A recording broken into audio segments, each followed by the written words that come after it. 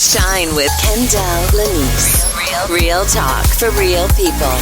Let's shine together.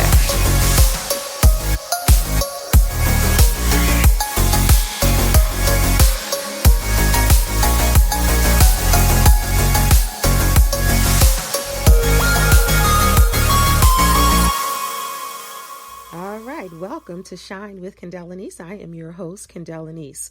Allow me to introduce myself to you just a little bit further. I am a certified transformational life coach, speaker, and author, as well as a certified meditation practitioner and content creator. I'm so glad that you decided to join me on my life podcast.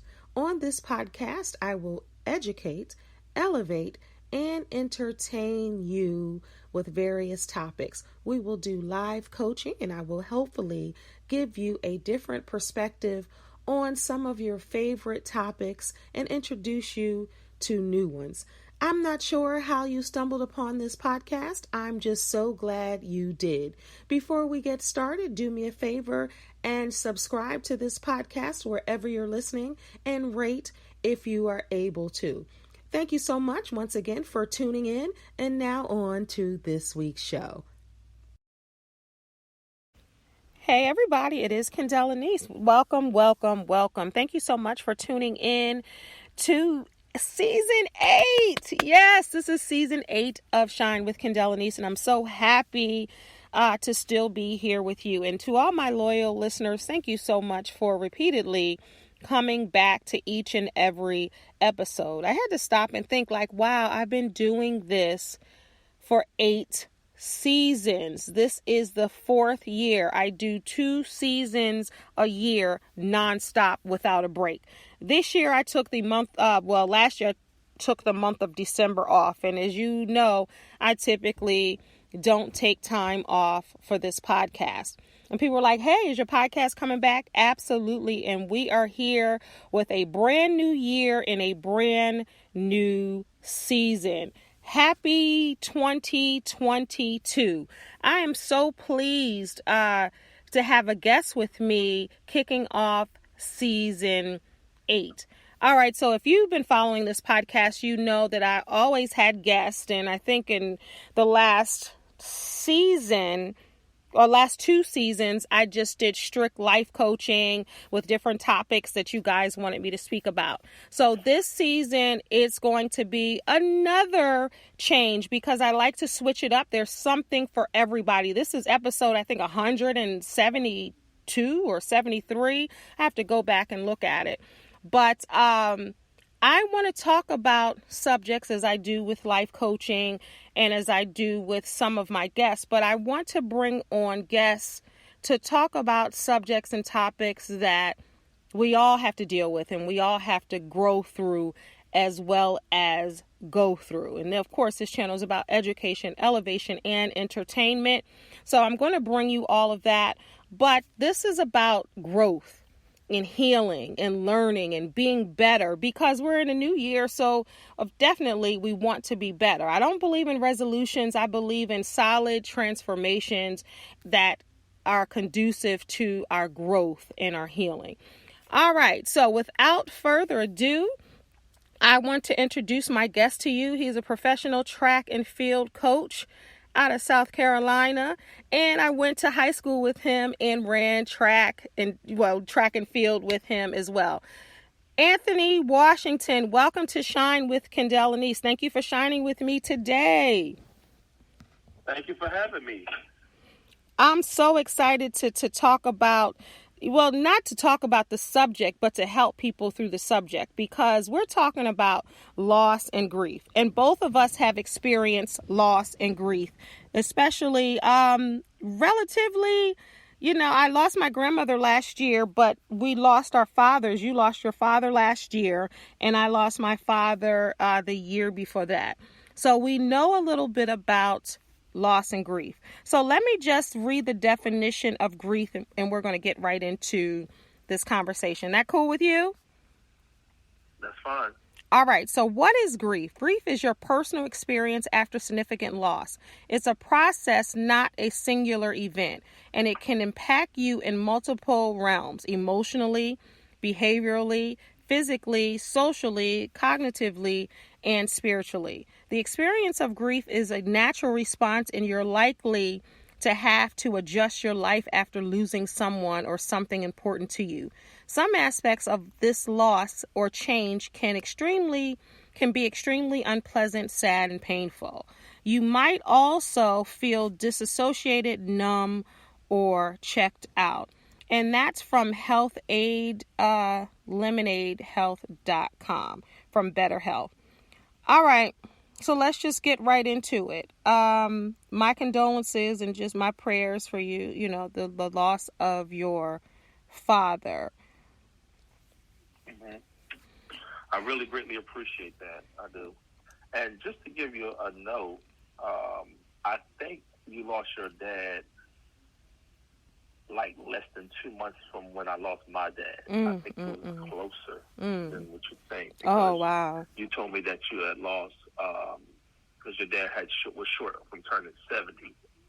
Yeah. My dad had already turned 70 that October. He died that February from 2019 going into 2020. So he turned 70 years old that 2020.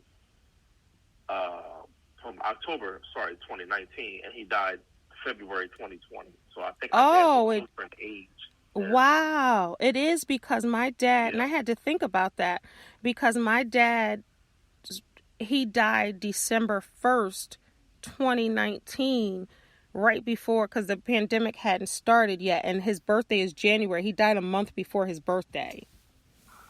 Wow. Right. I didn't realize So it was that close. couple of months apart. Wow. Wow. Wow. Yeah, because he died a month before he was turning 69, because I turned 50 last year, 2021, and he was going to turn 70. We were 20 years apart. Right. Wow. So let's get right into it. So, dealing with grief, and I'm going to talk about ways to get through grief also. So with this show, we talk about things, but we don't end it without a solution or some type of resolve to help the listeners get through it. So let's just talk about your experience for a moment, if you don't mind. When you think about loss and grief, and of course your father, which was the senior to your junior, what kind of emotions did you have? And you can talk about as much or as little as you like. Sure. I mean, I have no problem with that. Me and my dad, we were not that very close in the beginning. And, growing up, I really didn't have much in my life. He never seen me run a day in my life. He never seen me compete. All the accolades that I had in high school, winning all-conference champion, winning 2 all-star plaques, and he never experienced me being able to be that good, so we didn't have that experience. And at 17 years old is when he started trying to come into my life, and I'm at the age where right now I'm successful as an athlete. I'm traveling, and I'm looking to go into college, on a scholarship. I really didn't want that, and he wanted it more than I did. And fast forwarding at age 27, is when I actually forgave my dad at age 27. So from 27 to age 50 is what I actually had, what I call a close relationship with my dad. But, the worst, the bad part about it was tragic and how I lost my dad. He prepared me. He told me that, he was having heart problems, and I think, if I'm not mistaken, my dad was suffering from heart problems for at least about 10 years. So it was a digression. And the doctors was preparing him and telling him, they said, look, you need to prepare yourself. This is going to happen, And he called me and said, I think you better come and visit. I think you better come home. So I came home. We had a long conversation the day before. This was the day after, it was the day after Valentine's Day, as a matter of fact, because this was the 15th when I got there, the 14th. And he died the very next day. So I got home, came back home, met with him, talked with him, cooked him dinner on a Friday. He died Saturday afternoon. And it was kind of tragic because I was the one that found my father dead, you know. Wow. And I don't think people realize hearing your parents dying and then responding and then finding your parent is a whole nother animal. I don't care if you have a perfect relationship with your parents or a distance relationship with your parents. You know, the most stressful thing you could ever deal with is the fact that you were there when it actually happened. You know, and I actually had to perform CPR. You know, my niece was a nurse. She was in training. You know, my father had remarried, and he raised her as his granddaughter, and she was there to help me perform CPR. And the stress and the anxiety that you know this is going to happen, and it's happening right now. You know, and then performing CPR, knowing that it's not going to happen. You know, I knew he was gone when I found him. You know. And no one had seen him for like 40 minutes or talked with him within 40 minutes. So I knew something was wrong, you know. So when I had to perform CPR, I knew the inevitable was taking place. Wow. There's so much to unpack there. And I got so excited talking to you. I forgot to start off with this week's Life Note. And after you saying it, maybe it was meant for me to wait until you were finished to start with this week's Life Note. So everybody that's listening, I know you're looking for the Life Note. Let me just explain something about the Life Note. The Life Note it correlates with the topic to get you through the topic today, next week, the week after. It's a quote that makes you think. So I'm going to play this week's Life Note because I think it's important to start it right here.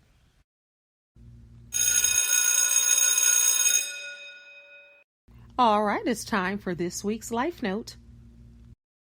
So this week's Life Note is, I'm unsure which pain is worse, the shock of what happened or the ache for what never will.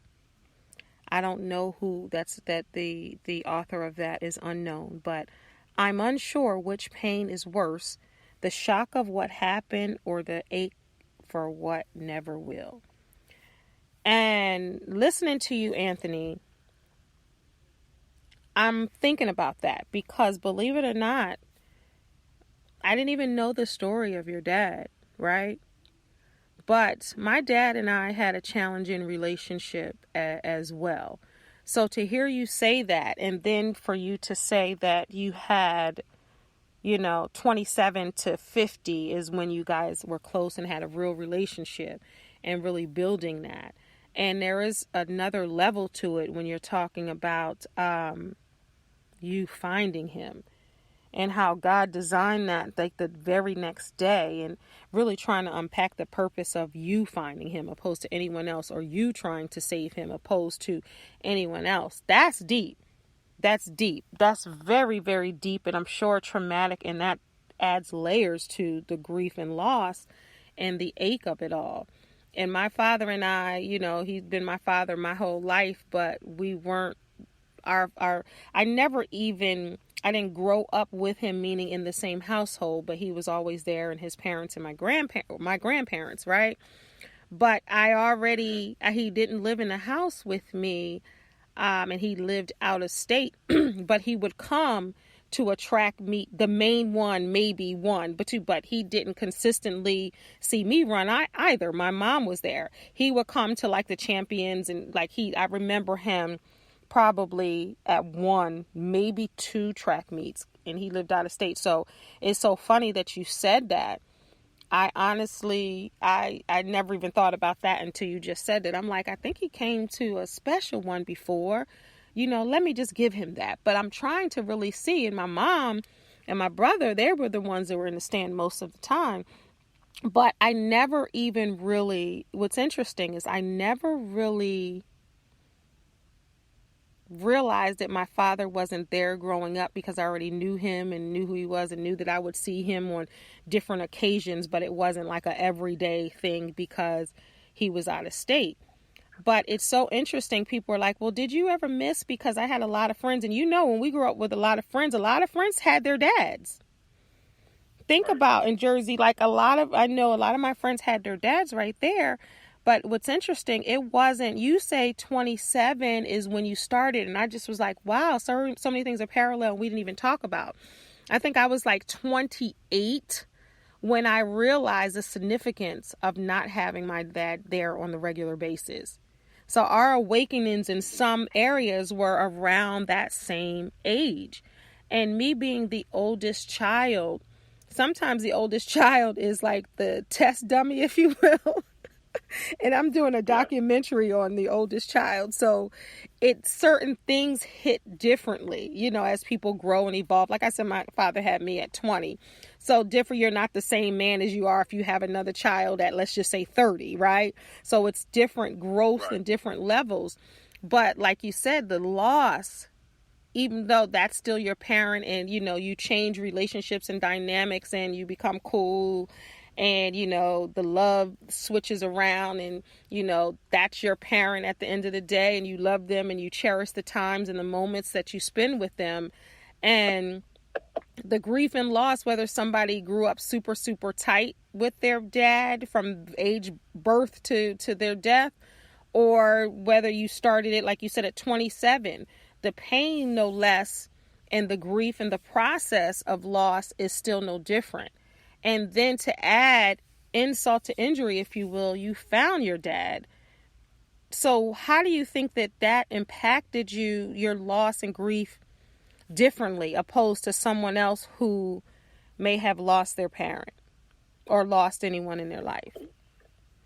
Well, the one thing that I tell a lot of people that God did me a favor by allowing me to have that experience. I agree. Of having the opportunity to find him, because me being his eldest son, his eldest biological son, that was the right that I was supposed to have. And the thing is, it's like some people say, "Well, this is your birthright." Well, yes, it is your birthright. You actually are supposed to have the opportunity to take care of your parents in a natural way as they get older. Rather it may be, hey, can you do me a favor? Can you take me to the store? Okay, I'll be right back. I'm gonna go get something for you. So in my situation was, I came there for my dad, and before the reason why I didn't find him when it actually happened, I went to IHOP to go get him some pancakes. I said I'm gonna get something, then I'll come right back. When I came back from the store, it took me a while to get there because I was in Delaware, and when I came back. From that situation, that's when I found him. Was he in Jersey? Where was he? He was in Delaware, and not too far from the University of Delaware. Oh, okay. Okay. Wow. And the part that a lot of people don't realize is that you want to make amends, and I have to say this very seriously right now.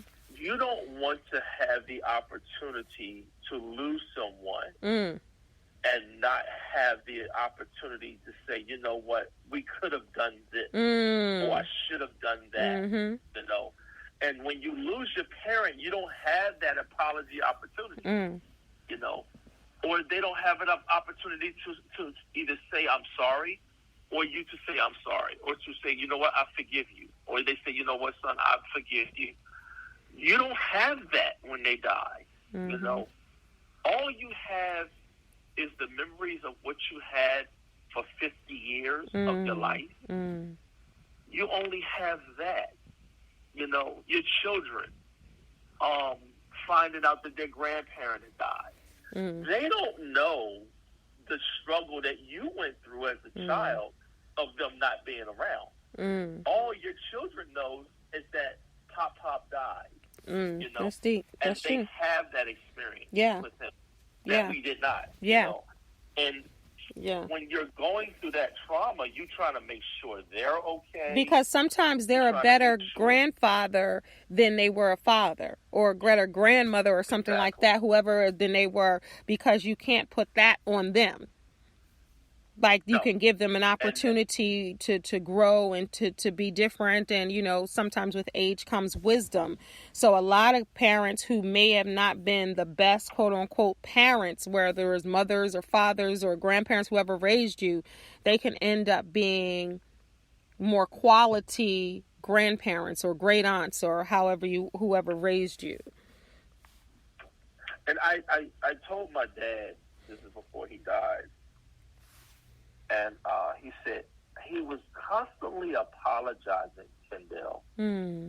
He was apologizing from September of 2019 all the way up to all the way up to February, the day of he died. They say that they know. They say that they know when they're about to. They say that they know when they're about to. And he just really, but that's a gift, Anthony. He really was showing you how important you were to him and how he was honoring you in that way by saying, hey, I apologize, like trying to right the wrong. I think that's beautiful.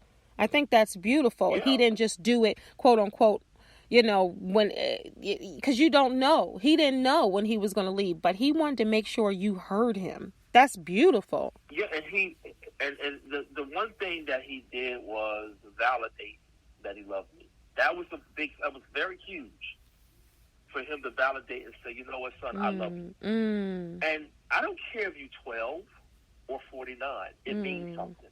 Because he called me on my birthday and wished me a happy birthday. He's never done that before. Wow, really? He knew when my birthday was because my birthday was 6 days before his. Wow. His birthday was. So your dad October. had never said happy birthday to you your whole life? Never. Wow, Never Anthony. Wow. That's documented. Wow. Wow. He's never done that. So he said, man, I just want to wish you a happy birthday. Wow. I thought my mother, at 50, I said, Dad just called me and wished me a happy birthday. Wow. What? Wow. Yeah. And he's like, okay, what's going on here? Because and my dad didn't forget my birthday. I would get a card. I would get maybe a check in there. The words, even if there was no check in there, I would still get a card or a call for my birthday. So I can't even imagine. Wow. I know that just, wow. I know. Did you cry when you got this card? I was more kind of in shock than in emotional state. It was like, okay, but what do I do now? What do I say about this? But thank you. Wow. Now, of course, I had processed it. I had a life coach at the time. I was talking to him about it. And shout out to the life coaches making a difference. I said, shout out to the life coaches making a difference. I have to stop and say absolutely. that. Yeah. And when it happened, it's like, in some ways you feel validated that it was never your fault as a child. Yeah. That was a decision that he made. Yeah. But at the same time, you're like, okay, but God also did me a favor by doing that. It's like, okay, how many people are depressed because they've never heard their parents say, I love you? Or got a hug or anything. How many people have never heard their parents say, I'm sorry? Just that word alone. Yeah. How many people have say, my mother has never told me I'm sorry. Let me tell you something. My father has never apologized. You just gave me the chills. Let me tell you something, Anthony. I talk about that all the time. I've done videos about that all the time. People don't know the significance of an I'm sorry or I apologize or my bad.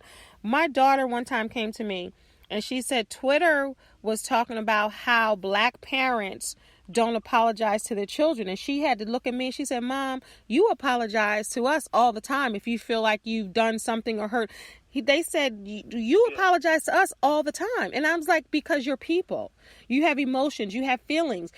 Some people think that they have ownership of their child and they don't have the right you dare ask for an apology, or you shouldn't dare because a parent is always right. People don't know that a lot of healing for even people who are 50, 60, 70, 40, whatever you are, 15, They want to hear, I'm sorry from their parent. And some parents think that the child of any age is not worthy of it. But parents, apologize to your children no matter how old they are.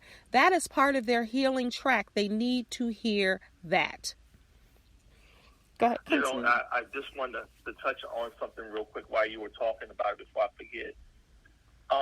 I came up to New Jersey for our high school reunion back in 1989. We had from Pleasantville. We both went to Pleasantville and Oakcrest. Yeah. I remember that. And I went to Pleasantville because I missed Oakcrest high school reunion, but I did make Pleasantville. Mm-hmm. So when I went there, I asked my father while we were, because he flew down for Thanksgiving. And we're talking about South Jersey, y'all. These are high schools in South Jersey. Yeah. I'm driving from Columbia, South Carolina, back to Philadelphia. And I asked my dad, I said, Dad, what did you want to be? He said, do you really want to know? And I'm 40 now. I'm 40 years old, asking my father, what did he want to be? Do you really want to know? I said, yeah. He said, I wanted to play for the NFL. I had to pull the car over. Wow. Like, what? I wanted to play for the Eagles. My father was a high school standout. I heard he was a high school football standout. I didn't know. Never saw him play. And then my grandmother shot it down. She's like, no, you're going to go get a job. I ain't got time for you to just try out for the NFL. So my father was always discontent in everything he did, because of that, And he said, when you started working with the NFL athletes, and then you got picked up by Nike, I kind of like my dream came through you. Wow. He's never said, now you're talking about a 40-year-old man. Wow. Never heard his dad say that. Wow. And this is like, wow, 10 years before my father died, he told me that I was living out his dream. Wow. Wow. Wow. That's amazing. But that sounds like you had a lot of gems and you got a lot of gifts, from your father, even if it was quote unquote on the back end. And I think that that's amazing. And as we travel through, grief and loss and fatherhood to childhood, a lot of people are able to relate to both of these topics and subjects. And even, with my dad, our relationship, I didn't realize until 28, like I said, that I missed out on something. And then my dad and I, even though he had been there since I was little, my dad and I had begun a new journey with a lot of ups and downs and emotions and feelings and trying to figure it out and, me feeling certain types of ways, him thinking I feel certain types of ways. And, we really had a up and down, and I've never, I don't think, talked about this publicly, but up and down relationship. We really, really did. And I remember one time I was probably like 33 and a radio station, it was Father's Day coming up, and they were like, okay, write in to tell us a story about your father and why he's deserving of, it was like restaurant tickets, something with basketball. It was like a whole basket of different things that they could win. So I wrote in honestly, sharing some of my story and ups and downs with my father, and I won. So the radio station called me and they said, okay, we're going to call your father. But my father kept on live radio. He kept ignoring the call because he didn't know the number of the radio station. He was like, I don't know this. So I literally had to break the surprise and called him and said, listen, answer the phone. The radio station is calling. So we were on live radio and they were reading some of the letter that I sent. And he, you know what he said to me?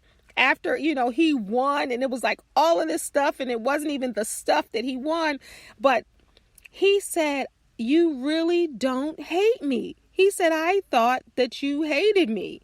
And he said, you don't hate me. Now, we had an up and down, so that wasn't the first time that he said that. Like, literally, our relationship, see, when I was a child, up until 28, like I had no clue the significance, like I said. So there was no beef, no issue, no emotions, no conversations. It was just, I know my father lives here. He'll come for this or he'll not. He'll come for my 8th grade graduation, my birthday. He'll come for my high school graduation. He come to attract me. He might come for this. Like, it was certain things that I knew that he would come for. He'll come some days in the summer. So that was okay because that's all I knew, right? So then when I became 28 and realized, that with my siblings, the relationships were different and they were closer, then that's when I realized I was in my feelings and realized, like, dang, I didn't have that. And that's when it became the growth and the change in it. Now, he had become a great grandfather to my children, being his first grandchildren. And it was a journey up until when he died. But he was in the hospital bed. This is before he died. So he was in the hospital bed and he was released from the hospital and then went back and died. But we were all up at the hospital, and apologies, I love yous, all of these things were said. I forgive you, whatever it was said without words. When he was in that hospital bed, he was looking at me and I could read everything he was saying without him opening his mouth. I can see the pride. I can see I'm about to cry. I can see the pride. I can see the joy. I can see him saying, I'm sorry. It was amazing. And he can look in my eyes and see the same thing. And I had so much peace. I was good and he was good. Then he got out the hospital and then he went back in and he died. And I've never shared this publicly, ever. Wow. And if I had said, and if I had been stubborn and said, forget him, we weren't talking right before he went to the hospital, I'm not going to go. We weren't talking. And when they called me, I was like, I'm there. Like, he might not have even thought. And he was he was cognizant. So he was talking and everything. But even with all the people in the hospital room, it was just he and I. And I got a chance. I was looking at his fingers more. I was looking at his fingers because I knew in my heart that might be the last time I look at him. So I was studying every part as if I'd never seen him. And he was so pleased that his whole family was in the hospital. My one daughter was in college. I had her on FaceTime. Like, you can tell he was content. And I was content. And I was like, I'm good. Now, had I been stubborn and like, I ain't going to that hospital, look what he just did, then I might be speaking about this in a whole different way. Right. So everything that you said, I so understand and so agree with you. And your father, you learning your father at 40 years old, how does that play a part in how you grieve him or celebrate him or remember him? Just having that great relationship, in the latter years of your life. The one thing that comes to mind, Kendell, is when he told me about him trying out for the NFL, the first thing came to mind, my mother asked me the same question. She's like, what makes you so driven? I said, because you never told nobody no. My father with his mother didn't tell them no. I'm going to do what I want to do, no matter what. And because my mother was so gifted in some of the things that she'd done, me having the ability to tell my family members no, I'm not going to follow that same suit. Then they kind of made the adjustment. So when it did happen, me working with Nike football, me working with Olympic athletes, because I told people no, Kendell. I was not going to let someone tell me I can't be this person because you don't feel like me being this person. And when I looked at my dad, he was so proud that no matter what, that I stuck to my guns.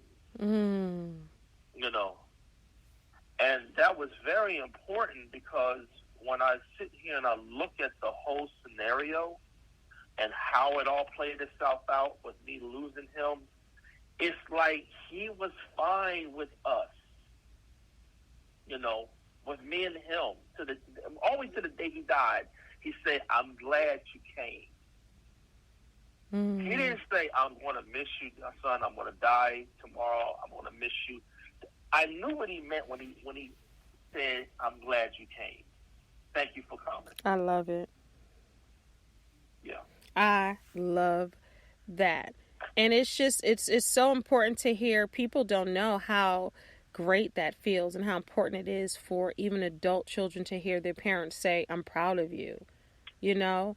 And you just saying that, you know, it's important, even your little kids, to tell them that you're proud of them, because that gives another fuel to do what you want to do in life. I just want to talk about what grief looks like. And I'm on still Health Aid. I like to give statistics from different doctors. It's 5 stages of grief. And a lot of people out there might not have had the opportunity to say goodbye, or "I love you," or "I forgive you," or whatever it is. And they're grieving in a different way. And there are 5 stages of grief. I just want to say that in my internship before I got my bachelor's degree, I interned at a grief and loss center. And man, oh man, when I tell you, when they offered me the job and said, you know, what are you doing after you graduate? I was like, oh, I got a job. And I said that because I did not want to work there. And not because they're not doing great work. But when I tell you, the internship at a grief and loss center was so taxing on my emotional state, because think about being in a place where you're talking about death 24/7. And I take my hat off to the people who deal with grief and loss every single day. I salute you all. And when I was there, I was in the department where parents were losing their children. They had a homicide part. They had parents losing their children. They had suicide. They had the grief of loss of a mother or a father. They had all the different branches. Shout out to Roberta's house in Baltimore, Maryland. But I just, people struggle, and there would be wailing, there would be crying, there would be, no words. I mean, watching people go through the grief and loss process is so heart-wrenching. And there are 5 stages: denial, anger, depression, bargaining, and acceptance. Grief is a journey. It isn't a process that somebody might get over right away. Somebody right now listening might be still trying to heal, and it's been 10 years, still trying to heal, and it's been 20 years.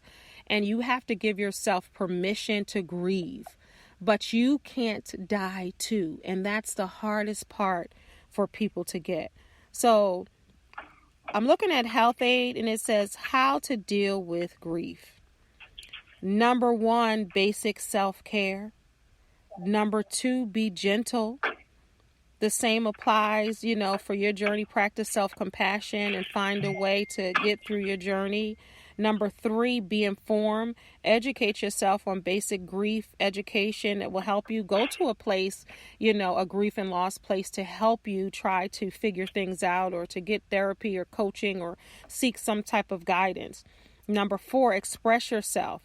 Do this in the way that best suits you. Tell people, whether it's a support group, your friends that have lost someone, express yourself. Don't keep it all bottled in.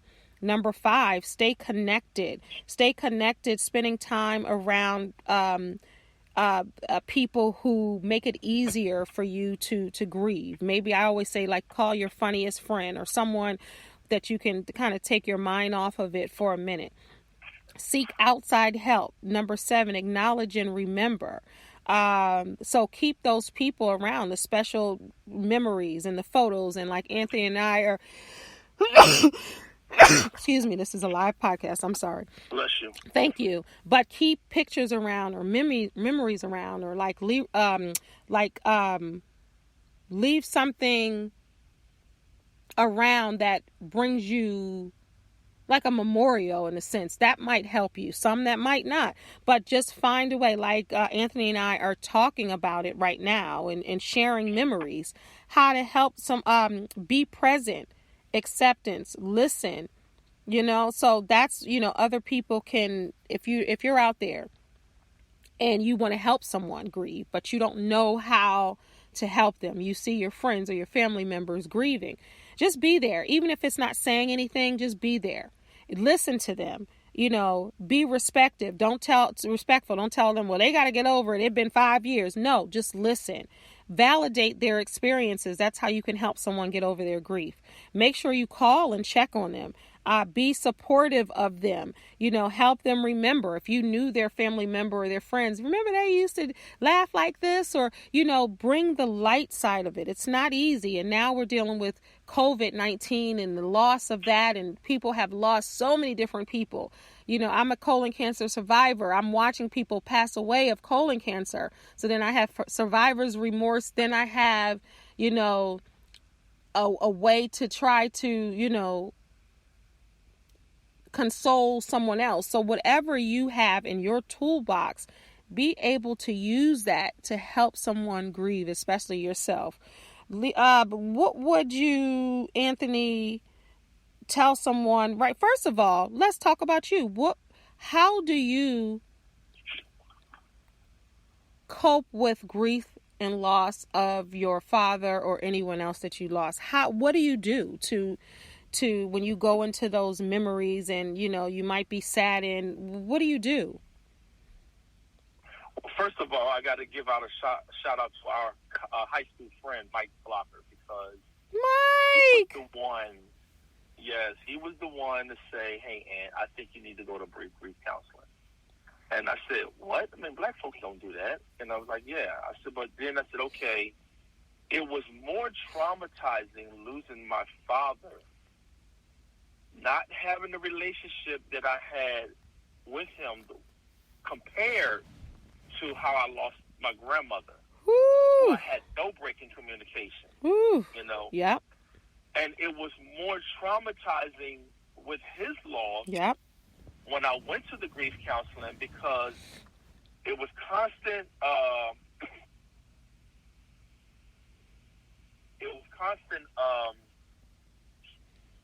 Feelings of regret and what we could have done.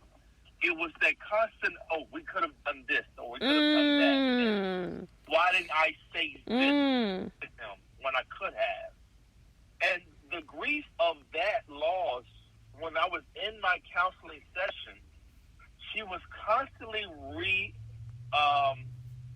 reiterating what we did have and how it all came down, because you know what that's called? I didn't want to talk about it. You know what that's called? It's called reframing. So what you're doing is not talking about, you're telling the story differently. Not, well, we could have done this and we could have done this. It's flipping it and it's reframing it to say, but we did this. We had these times. We had that time. That's to kind of change what's going on in your head, instead of talking about what you didn't have, celebrating what you did have and telling the story in a different way. And another thing, Kendell, I didn't cry. You didn't? I could not get myself to cry. You know what I'm saying? When my grandmother died, it like the whole weight hit me, and I'm just done. Moment's notice. Yeah, my grandmother just died last year. When she died, oh my God, okay, what am I going to do now? Yeah. Okay, but I cried immediately. It took me 3 months. Yeah. It took me 3 months to cry over him. Yeah. And knowing that he's gone, he's not coming back. This is over with. Yeah. And the grief counselor was telling me, okay, just like you were saying a few minutes ago about who are your favorite friends, who talks to you, who do you know that can keep you laughing? I mean, those are the kind of conversations we had in my grief counseling session. Now, my job paid for it, so there was no, and a lot of people need to understand that, well, I can't afford it. Well, you can, because your job, most jobs have, if you're working for like the school district or working for the city or anything like that, they provide, grief counseling And sessions. even if you have state insurance, if you have like Medicaid or Medicare, and also a lot of the grief and loss agencies or places that you can go, or community-based places, they're free also. So definitely, I agree. Yep. So with that, so that helped you a lot. Would you say that getting some help and seeking help, that helped you? And it forced me to accept what happened. That's what it did. It forced me to talk about it because nobody could talk to me. My mom couldn't talk to me. My children couldn't talk to me. My siblings could not talk to me because I internalized it all the way. I internalized the funeral. You know, when we had the funeral, I tried to do it all by myself. I didn't want no help from anybody. You know, and you know, I took care of the insurance. I took care of the funeral director. Everybody, I was doing it all by myself. They said, "Hey, all you have to do." And the funny thing is, I forgot to call some of his best friends. But did you feel like you had to do that? Did you feel like that you owed him or something, or you wanted to make up, or you thought as an oldest it was your responsibility? Like, why did you take on that feat by yourself? And I think, but I think that was a way. But I think that was a way to grieve. I think you were grieving in that moment, and that's how you were handling the loss, thinking that you had to take ownership of everything. I think that was a stage of grief, and not realizing that other people should have helped you. Another thing I forgot to tell you, when the funeral director got there, it was me and my stepbrothers that helped carry my father out. They didn't do it. We did. You know, we put his body in the bag, we zipped it up, and carried him out. That's a lot. Wow, Anthony. We did the same thing with my grandmother. When my grandmother died, me, my father, and my uncle, we all carried my grandmother out. Do you know that trauma? That's trauma. That can create PTSD. That's why I implore anyone out there, if you're going through this, know that you need to seek some type of help, because those are traumatic experiences. And if you don't check those, that can turn into PTSD, and that can be a trigger for a lot of different things. So I'm so grateful to Mike. Hey, Mike, I love Mike. I'm so grateful that he told you to seek help, because that could have turned out a different way. You do know that, Anthony, right? That's a lot. Yeah, now that you say it, yeah. Zipping a body bag of your loved one. That right there, that's trauma. Right. But some people just do stuff and don't even realize what it's going to do to your psyche, your heart, your mental, your emotional space. So I'm so thankful that you got help. Wow. I appreciate it. Wow. I just want to tell everybody out there that grieving is not just if someone passes away and loss. A divorce is grief and loss. You know, the loss of a friendship, the loss of a job or co-workers that you were close to for 10, 20 years. Like, there's a lot of grief and loss that happens also. Even if the person doesn't pass away, if you sever ties and you love that person, whether it was a friend or a relationship or anybody, that's grief and loss. And the same applies, the same type of help, the same type of conversations, the same type of energy goes, because even if someone is not buried and they're still alive, but you're not connected anymore, that's a grief and loss. And we slightly touched on that when we talked about your divorce too on the other show, the New Year's show on my YouTube channel. You want to talk about that before we end? Anything else that you want to share? You have the floor. Yeah, I'll share that part. The big thing about it is when my father was still alive. We went there. Yes. As a matter of fact, what happened was my mom and all of us was there, and I talked to him. I had gotten a divorce. I buried my aunt. She really was my cousin, and then we got on that Monday. I got divorced, and just in that little bit of time that he was alive, from April to February of the next year, we talked about that. You know, and he said, you know, it's going to be all right. You know, you can't make nobody want to be with you. I mean, he was just hitting home on all of the things of you got to enjoy the moment. You know, this was on his deathbed. Wow. And when I say deathbed, he was already knowing he was going to die within a year or two. He Wow. knew Wow. You know, he knew, because he had wrote out his will. When I saw him on that Friday, he told me I need to come by and get my will. Wow. And he knew all of this was taking place, and he still took the time to say, hey, you know what? Son is going to be all right. You know, you can't make nobody else want you. And these are the things that he was saying. But he did not take his last days and just say, woe is me. You know, he never did that. He did try to make amends of what he did wrong, but at the same time, he still enjoyed himself. I mean, we laughed. My father did some things I'm not going to say over the air, but my father did some things like, really? Is that what you're telling me right now? And it's like, even in that moment of the last hours of his life, he still had something funny to talk about, something funny to say, you know, which was, I think, amazing. Yeah. I think it was an amazing situation. Yeah. But and that's a but listen to you. That's a memory right now. No, I want you to keep talking, but I'm just saying that's a memory. That's beautiful. This part right here, and I have to say about this part of grief before we end, that it did something for me, Kendell. Losing my father and losing my wife from April of 2019 to losing my father February of 2020, it taught me something internally. And what that was is that you must love yourself at all costs. You know what I'm saying? You have to love yourself at all costs, because at the end of the day, you still realize is that tomorrow you wake up. Tomorrow you go to work. You know what I'm saying? Tomorrow you love your kids. Tomorrow your children will call you. You know? And that's one of the things that I had to realize, is that me being divorced, it taught me that no matter how much you try to love somebody, no matter how much you try to do what is the right thing, that you loving yourself is the end result. It's the end result. And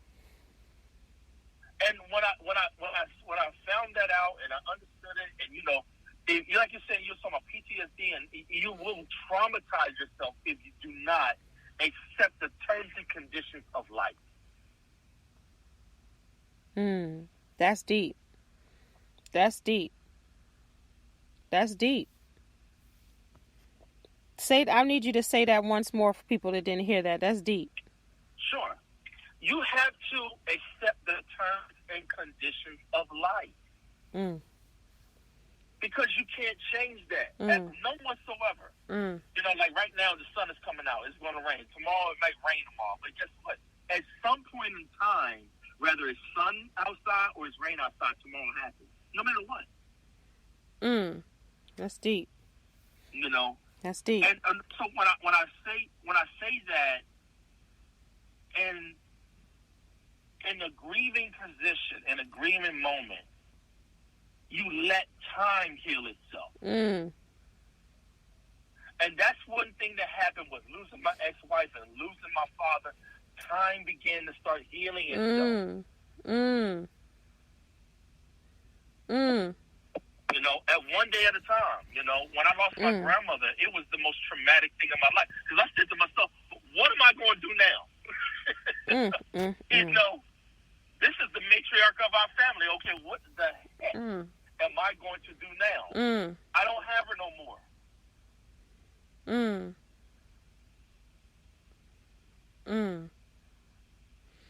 We're gonna pause there and just take a quick break, and we'll be right back. Are you feeling stuck in a job or relationship? Are you ready to move to the next level? Are you at a crossroads in life? Are you trying to just figure out life and your goals and what you're trying to accomplish or achieve? Do you lack motivation? Are you unhappy with your life? Are you struggling with self-esteem? These are some of the things Kendell Lenice can help you with. She is a certified transformational life coach. For more information about her, visit livingtruelivingyou.com for her life coaching services. Now back to the show.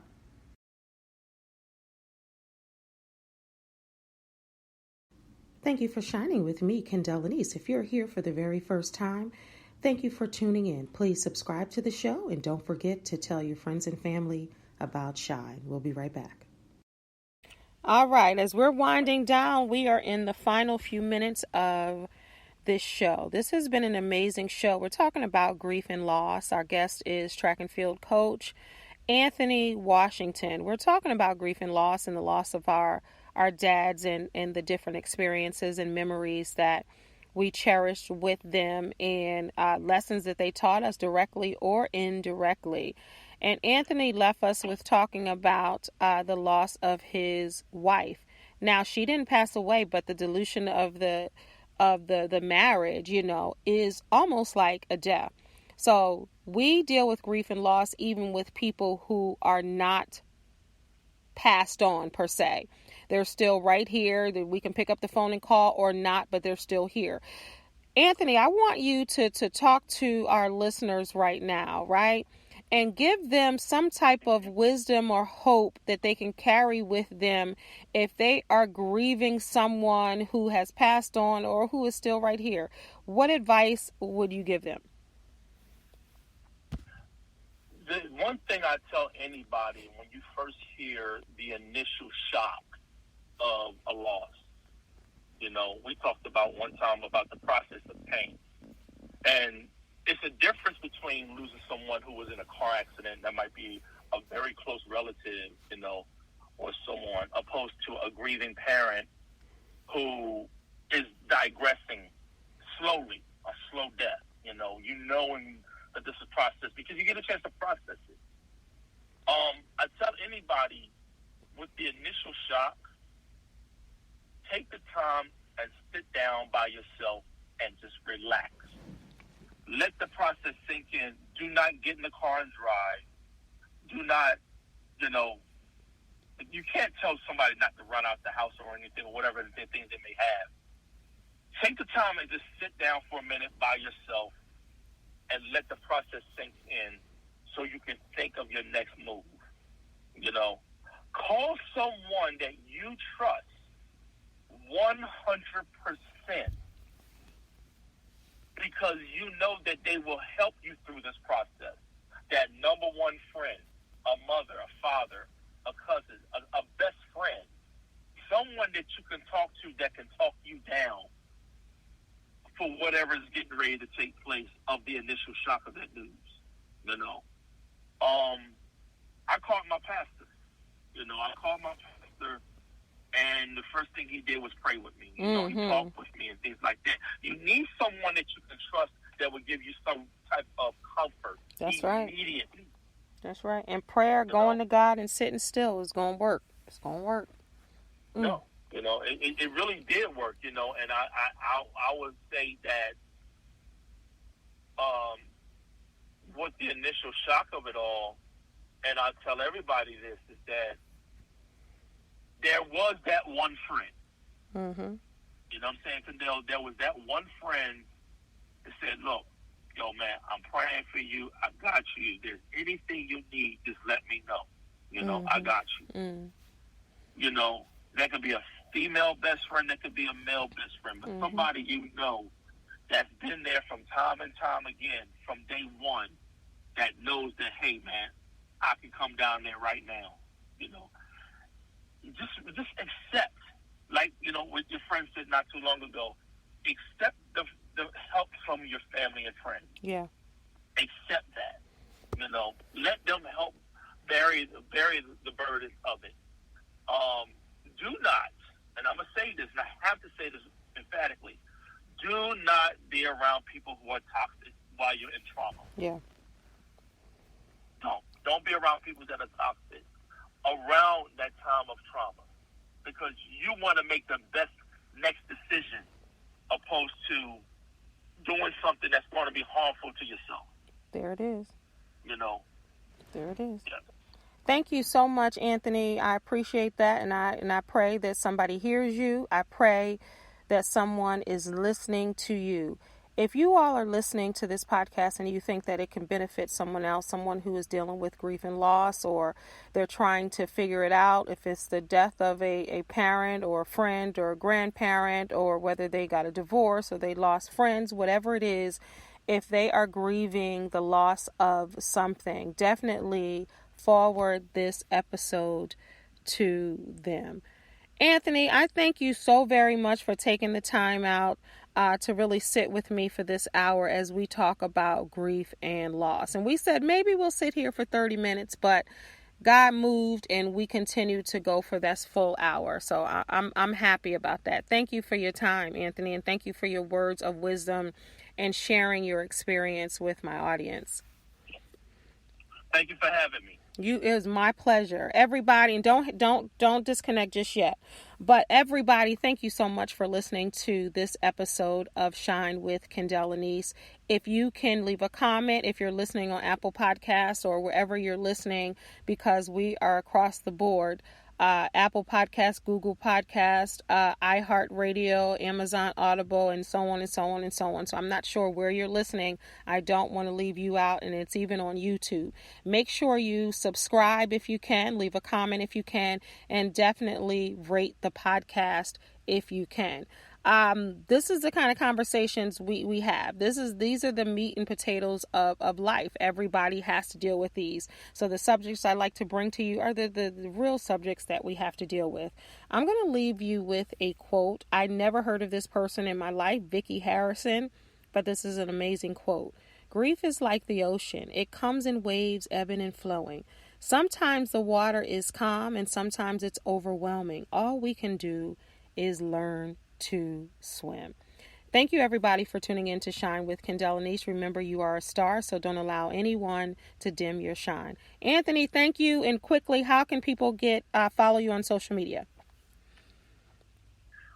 They can follow me on Coach Dub on Instagram. Anthony Washington. I know they might find the phone book, but if they see you on there, they probably see me on there. So I'm on Facebook as well. All right. Thank you so much, everybody, for tuning in. God bless y'all. Peace. Shine with Kendell Lenice. Real talk for real people. Let's shine together.